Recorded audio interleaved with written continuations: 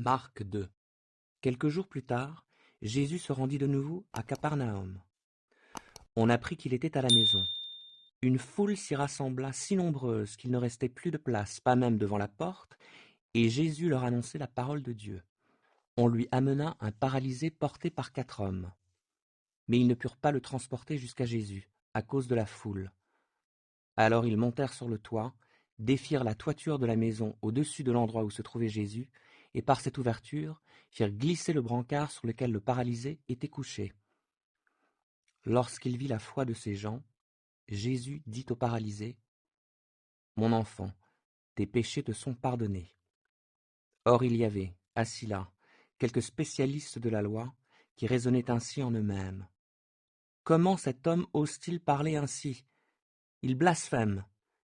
Qui peut pardonner les péchés si ce n'est Dieu seul ? Jésus sut aussitôt, en son esprit, les raisonnements qu'ils se faisaient en eux-mêmes. Il leur dit : « Pourquoi raisonnez-vous ainsi en vous-mêmes ? Qu'est-ce qui est le plus facile ? Dire au paralysé : « Tes péchés te sont pardonnés » ou dire : « Lève-toi, prends ton brancard et marche » ? Eh bien, vous saurez que le Fils de l'homme a sur la terre le pouvoir de pardonner les péchés. Alors il déclara au paralysé : « Je te l'ordonne, lève-toi, prends ton brancard et rentre chez toi. » Aussitôt, cet homme se leva, prit son brancard et sortit devant tout le monde. Tous en furent stupéfaits et rendirent gloire à Dieu en disant : « Nous n'avons jamais rien vu de pareil. » Une nouvelle fois, Jésus s'en alla du côté du lac. Les foules venaient à sa rencontre, et il les enseignait.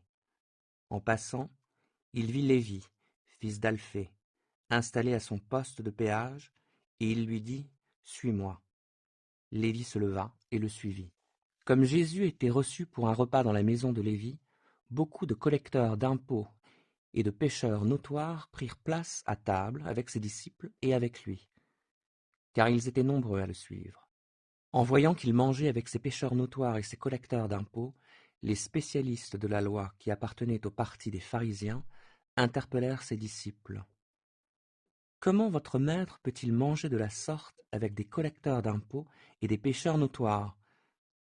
Jésus, qui les avait entendus, leur dit : « Les bien portants n'ont pas besoin de médecin. Ce sont les malades qui en ont besoin. Je ne suis pas venu appeler des justes, mais des pécheurs. » Un jour que les disciples de Jean et les pharisiens étaient en train de jeûner, ils vinrent trouver Jésus et lui demandèrent : « Comment se fait-il que tes disciples ne jeûnent pas, alors que les disciples de Jean et les pharisiens le font ?» Jésus leur répondit : « Comment les invités d'une noce pourraient-ils jeûner pendant que le marié est avec eux ? Aussi longtemps que le marié se trouve parmi eux, ils ne peuvent pas jeûner. Le temps viendra où il leur sera enlevé. Alors ce jour-là, ils jeûneront. Personne ne raccommode un vieux vêtement avec un morceau d'étoffe neuve. Sinon, la pièce rapportée tire sur la vieille étoffe et en arrache une partie. Finalement, la déchirure est pire qu'avant. De même, personne ne verse du vin nouveau dans de vieilles outres. Sinon le vin nouveau les fait éclater. Et voilà le vin perdu, et les outres aussi. À vin nouveau, outre neuve. Un jour de sabbat, Jésus traversait des champs de blé, et ses disciples, tout en marchant, cueilliient des épis. Les pharisiens le firent remarquer à Jésus. « Regarde, pourquoi tes disciples font-ils le jour du sabbat ce qui est interdit ce jour-là » Il leur répondit : « N'avez-vous jamais lu ce qu'a fait David, lorsque lui et ses compagnons ont eu faim et qu'ils n'avaient rien à manger ? Il est entré dans le sanctuaire de Dieu. Ce récit se trouve dans la section où il est question du grand prêtre Abiatar.